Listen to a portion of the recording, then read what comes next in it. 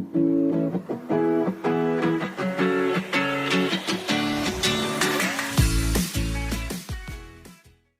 देश एक ही दिन आजाद हुए। दोनों की आजादी में मात्र 24 घंटे का लगभग फर्क होगा, लेकिन एक देश आज विश्व की 5वीं सबसे बड़ी अर्थव्यवस्था है, आईटी इंडस्ट्री का सुपर पावर है, वर्ल्ड की फार्मेसी है, वो है हमारा भारत देश। और दूसरा देश जो कि पाकिस्तान है, वो विश्व में टॉप 10 में नहीं, 20 में नहीं, 40 में भी नहीं भैया, 44वें नंबर की अर्थव्यवस्था है। और फैक्ट्री फार्मेसी की नहीं, वो आतंकवाद की फैक्ट्री है। और अपनी डेली जरूरतों के लिए कभी अमेरिका पे निर्भर है, कभी चाइना पे निर्भर है, कर्जदारों जैसी जिंदगी बिता रहा है और धीरे धीरे अपना देश और जमीन गिरवी रखता जा रहा है। तो सबसे पहले नजर डालते हैं पाकिस्तान के ताजा हालातों पे कि पाकिस्तान ने अपने नागरिकों के लिए क्या क्या गाइडलाइन जारी की है। उनका एक मंत्री कहता है, अरे भैया चाय मत पियो, हम चाय इंपोर्ट करते हैं, उसका पैसा नहीं है, तुम चाय पीना बंद करो या एक चाय कम पिया करो। सरकार ने अपने नागरिकों को कहा है, कोई भी विवाह हो, समारोह, वहाँ पे एक व्यंजन कोई डिश कम बनाओ भैया, खर्चे बचा लो। सरकारी कर्मचारियों की सैलरी देने के सरकार के पास पैसे नहीं है। व्यापारियों को कहा जा रहा है कि भैया फ्राइडे को वर्क फ्रॉम होम कर लिया करो, थोड़े पेट्रोल के पैसे ही बच जाएंगे। स्ट्रीट लाइट के लिए कह रहे हैं भैया एक दिन छोड़ के एक दिन जलाओ, थोड़ी सी बिजली बचेगी। आखिर ऐसी कौन सी कंगाली आ गई है इस कंगाल देश में? आखिर ये कंगाली आई कैसे? एक मिनट में आपको सिंपल सी समझाता हूँ एकदम देसी भाषा में कि संकट क्यों आता है पाकिस्तान पे, कभी इस पे कभी इस पे। सिंपल सी बात है, देखो देश या तो इतना समृद्ध हो कि अपने खाने पीने की चीजें या अपने जरूरत का सामान खुद ही पैदा कर ले, खुद ही प्रोडक्शन कर ले, खुद ही प्रोड्यूस कर ले, नहीं।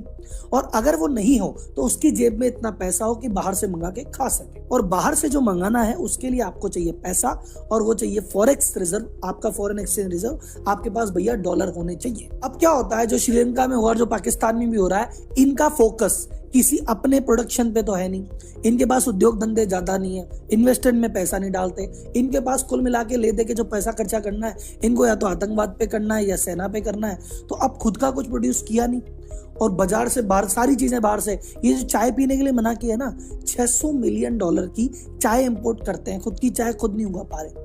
तो ये चाय जो इंपोर्ट कर रहे हैं उसके लिए इनको डॉलर देना पड़ता है। अब इनके डॉलर की संख्या कम पड़ रही है, क्यों? क्योंकि पहली बात, इनके पास पैसा तो है ही नहीं, उद्योग धंधे तो है ही नहीं, कमाई तो है ही नहीं। इनका काम कैसे चल रहा है? पहले अमेरिका से कर्जा ले लेते थे, अब अमेरिका ने मुंह मोड़ लिया तो अब चाइना से कर्जा ले लेते हैं। पहले ओरिजिनल पापा भारत है, उससे तो कुछ नहीं कहते। एक नया पापा बनाया था अमेरिका, उसने मुंह मोड़ लिया, एक और नया पापा बना लिया। इनको पापा बनाने का बड़ा शौक है। सो इन शॉर्ट, जब फॉरेक्स रिजर्व कम होता है तो ये सारी टेंशन आती है। अब इन्होंने जो अपने नए वाले, इनके जो लेटेस्ट वाले पापा है चाइना, वो पूरे वर्ल्ड में बदनाम है अपनी चाइनीज नीति के लिए। उनकी चाइनीज नीति क्या है कि जितने भी ऐसे देश मिले जो संख्या में या तो जनसंख्या में छोटे हो, जहां पे विकास नहीं हुआ हो, या जहां की जो लीडरशिप है वो करप्ट हो, ऐसी लीडरशिप ढूंढो, ऐसे देश ढूंढो, उनको कर्ज दो, कर्ज के जाल में फंसा लो। वो क्या करते हैं, ऐसी ऐसी चीजों के लिए कर्ज देते हैं जो कि हमको पता है आप चुका ही नहीं पाओगे। जैसे महाजन किया करते थे, भैया आपकी बहुत वैल्यूएबल जमीन बहुत छोटे से पैसों में ले लेते थे और कुछ समय बाद पैसा, उसको पता है कि किसान पैसा नहीं चुकाएगा, जमीन अपन कब्जा कर लेंगे। एग्जैक्टली वो वाला काम चाइना बाकी देशों के साथ करता है। पाकिस्तान के सभी प्रमुख एयरपोर्ट गिरवी पड़े हैं चाइना के पास। लाहौर एयरपोर्ट का जो रेवेन्यू है भैया उधर जा रहा है, इस्लामाबाद है, कराची है, जितने भी एयरपोर्ट है ना, और जितने भी कई मुख्य ऐसी चीजें हैं जो सैन्य के हिसाब से या बाकी कमर्शियल के हिसाब से इंपॉर्टेंस रखती है, वो लगभग सारी भी चीजें चाइना अपने अंडर गिरवी रख चुका है। चाइना जब लोन देता है तो मार्केट रेट पे लोन नहीं देता, मार्केट रेट के डबल पे, ट्रिपल पे लोन देता है।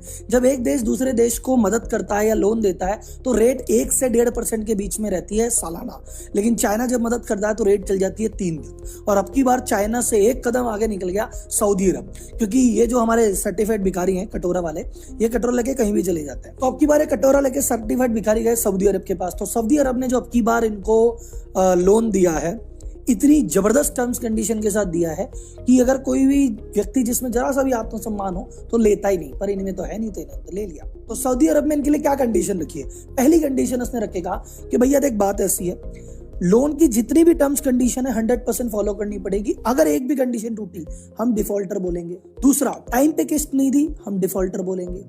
तीसरा, IMF के तुम अभी तक मेंबर हो, ये मान के हम तुम्हें दे रहे हैं, IMF ने अगर तुम्हारी सदस्यता खत्म कर दी तो उसी दिन तुम डिफॉल्टर मान लेंगे, और जिस दिन तुम्हें डिफॉल्टर हमने मान लिया 72 घंटे में सारा पैसा चुकाना होगा। इतनी बदतमीजी या इतनी बेहयाई तो होम लोन में या पर्सनल लोन में नहीं करते। आपका पड़ोसी ना करता कि भाई 72 घंटे में, देश को अल्टीमेटम है कि 72 घंटे में पैसा वापस दे भाई। तो उसके बाद ये चीज कर दी और ये और कहा कि इसके 72 घंटे अगर तो डिफॉल्टर हो गया और 72 घंटे में भी पैसा नहीं दिया तो ऐसा नहीं कि इंटरनेशनल कोर्ट में जाके बैठ जाए। इंटरनेशनल कोर्ट के जितने भी नियम कानून है सब हटा, तेरा जो फैसला होगा वो सऊदी अरब के कानून के अकॉर्डिंग होगा। इतनी बेइज्जती की करके इनको लोन मिला है, फिर भी लेके आ गए। तो अभी लेटेस्ट क्या हुआ, आपने जो एक सुना होगा, एक जो प्रोजेक्ट बड़ा फेमस था CPEC, China Pakistan economic corridor. ये एक ऐसा सपना था, ये एक ऐसी भूलभुलैया थी जो चाइना ने पाकिस्तान को दिखाई कि अरे भाई ये ऐसा CPEC डेवलप होगा, सब तरह से मतलब इंफ्रास्ट्रक्चर का जाल बिछेगा, पोर्ट होंगे, रोड होगी, ये होगा वो होगा, और तुम तो भाई साहब एक काम करो, इसके लिए कर्जा मुझसे ले लो। और एक बहुत इंटरेस्टिंग चीज बताता हूँ जियोपॉलिटिक्स में, जब कर्जा लिया जाता है तो एक व्यक्ति लेता है, वो प्रधानमंत्री हो या सेना अध्यक्ष हो, जो भी हो, एक बंदा डिसीजन लेता है, पर जब वो कर्जा चुकता है तो पूरा देश चुकाता है। तो पाकिस्तान को कर्जे में डालने के लिए सिर्फ 2 आदमी पटाने की जरूरत है, और 2 आदमी पटे और पूरा कर्जा उसने लिया, और चुका रहा कौन है? पूरा देश। और धीरे धीरे करके CPEC जो प्रोजेक्ट है, इसको चुकाने के चक्कर में और बाकी सारी चीजों के चक्कर में ये पाकिस्तान बर्बाद हो गया। अब आप सोच रहे होंगे सर जी क्या पाकिस्तान हमेशा से ऐसे ही था? नहीं सर, जब हमारे आजादी हुई थी उसके बाद पाकिस्तान हमसे थोड़ी ज्यादा तेजी से दौड़ा था। 80 के आसपास तो एक ऐसा समय आ गया था जो पर कैपिटा इनकम इनकी हमसे ज्यादा थी। पूरे एशिया की जो एवरेज ग्रोथ की रेट है उससे ज्यादा रेट से पाकिस्तान दौड़ रहा था, और हमको लग रहा था भैया शायद पाकिस्तान ना आगे निकल जाए। लेकिन क्या होता है कि कहता कुत्ते की पूंछ टेढ़ी की टेढ़ी। इनका जो मेजर फोकस था हमेशा एक चीज पे रहा, कश्मीर करना है, हमें भारत से लड़ाई करनी है, और ये जो इनकी मेंटेलिटी थी इसका फायदा बाकी देश उठाते हैं। एक्चुअल में क्या होता है कि अमेरिका टॉप पे है, और अमेरिका को लगता है कोई भी ऐसी कंट्री जो आगे जाके टॉप हो सकती है वो उसको पहले ही कहीं ना कहीं उलझाने की कोशिश करता है। तो कह रहे ये इंडिया है, इसके पास इतनी पॉपुलेशन है, कल को ये ज्यादा ग्रो ना हो जाए, इसको उलझा के रखो। तो वो पाकिस्तान आज नहीं, पाकिस्तान आज के पहले जाने कितनी बार बर्बाद हो चुका होता, लेकिन जब जब वो बर्बाद होने लगता था, अच्छा अमेरिका कहता था लो भैया पैसे ले लो, लो भैया कर्जे ले लो, इसको जिंदा रखा। और एक और इंटरेस्टिंग चीज है, बाकी सब जगह देश के पास सेना होती है, पाकिस्तान में सेना के पास देश है भाई साहब। पाकिस्तान के बारे में ये फेमस है कि यहाँ पे कोई भी प्रधानमंत्री हो अपने 5 साल पूरे ही नहीं कर पाता भाई साहब। यहाँ पे आदमी चुनता है, 5 साल के अंदर ना कोई सरकार गिरा देता है, कोई ना कोई तख्ता पलट कर देता है, और यहाँ पे वही प्रधानमंत्री बनता है जिसको सेना चुनती है। और जितने भी मेजर बिजनेस है सब में सेना का हाथ है। तो जब पाकिस्तान का बजट आता है उसमें से सबसे बड़ा हिस्सा किसके हाथ में जाएगा? सिंपल गैस है, सेना के पास। तो जितना भी पाकिस्तान की जहां से भी टैक्स से इधर डायरेक्ट इनडायरेक्ट से कमाई आती है तो उसका एक मेजर हिस्सा तो सेना ही अपने पास रख लेती है कि भैया हमको हथियार के लिए पैसा चाहिए, हमको आतंकवादियों को ट्रेन करने के लिए पैसा चाहिए, वो सारे पैसे इकट्ठा कर लेती है। अब बाकी 2 रोजमर्रा की चीजों के लिए, इनकी चाय के लिए, इनके बाकी सारी चीजों के लिए भैया फिर कर्जा लेना पड़ता है। और वो कर्जा लेते लेते इतना ज्यादा कर्जा ले लिया कि अब बजट का सबसे बड़ा जो खर्चा है वो ब्याज है। तो सबसे पहले जितना भी इनकम होती है उसमें से मोटा हिस्सा तो भैया ब्याज ले जाता है, फिर जो बचता है वो सेना ले जाती है। अब जो थोड़ा सा बचा है उसके लिए क्या करें? कर्ज ले लो। ऐसा कर करके अभी तक IMF इसको 14 बार से ज्यादा बेल आउट कर चुका है।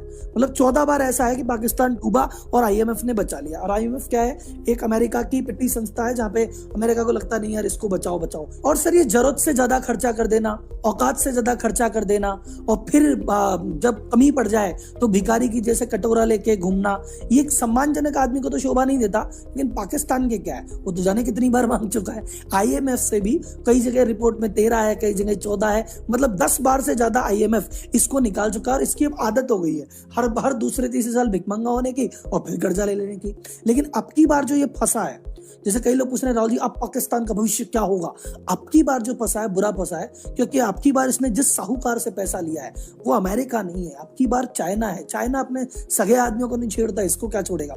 चाइना जो भी रेट पे लोन देता है महंगी रेट पे लोन देता है। चाइना कभी ब्याज नहीं छोड़ता, चाइना कभी इंस्टॉलमेंट डिले नहीं करता। चाइना कहता कोई बात नहीं, ब्याज तो मैं लूंगा, नहीं दोगे तो चलो ये वाला पोर्ट दे दो, चलो ये नहीं देते तो अब की बार ये दे दो, अब की बार ये दे दो। किसी दिन इमरान खान को भी रख लेगा। और इनकी इस हालत के पीछे सबसे बड़े जिम्मेदार ये खुद भी हैं, क्योंकि एक तो ये जाहिल है, तो इनको पता नहीं कि एक्चुअली इनके लिए क्या सही है क्या बुरा है। इनको जो इनके पापा अमेरिका ने कह दिया वो कर दिया, और अब नए पापा चाइना कह रहे हैं जो वो कर रहे हैं। इन्होंने आतंकवाद को इतना जरूरत से ज्यादा बढ़ावा दिया कि पूरे वर्ल्ड की नजर में आतंकवाद की फैक्ट्री हो गई। तो यहाँ पे कोई FDI, हमारे इंडिया में बात करते रहते हैं कि अरे यार इतने FII आ गए, अब की बार इतने FII चले गए, पाकिस्तान की तरफ क्यों इन्वेस्टर नहीं नहीं आता। पाकिस्तान के कराची एक्सचेंज पे लिस्टेड सभी कंपनियों का मार्केट कैप मिला दो तो टीसीएस से कम है। पाकिस्तान की खुद की जीडीपी इतनी है कि मोटा भाई और अडानी हमारे भारत के टॉप 10 अमीर मिल जाएंगे तो वो मिलके पाकिस्तान खरीद सकते हैं, इतनी उसकी जीडीपी है। फिर भी वो उस पर ध्यान नहीं दे रहा। वहां पे बेरोजगारी चरम पे है, गरीबी चरम पे है। वहां पे 58% ही लिटरेट है भैया, 42% लोग तो साक्षर ही नहीं है। ये पाकिस्तान की हालत है, ये हमको गुड़की देते हैं। आधी से चीजें इनको बाहर से मंगानी पड़ती है, पैसा इनके जेब में बचा नहीं है।